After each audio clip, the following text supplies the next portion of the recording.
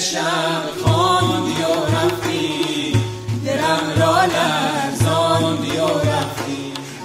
تو اشک سرد زمستان را چو باران افشاندی و رفتی. به باغ قمسته به دشت خواب سایه ابری بر دل مهتاب مثل روح آزرده مرداب. دلم را لرزاندی و رفتی، چو مرغ شب خواندی و رفتی. شنیدی غوغای طوفان را ز خواندن واماندی و رفتی.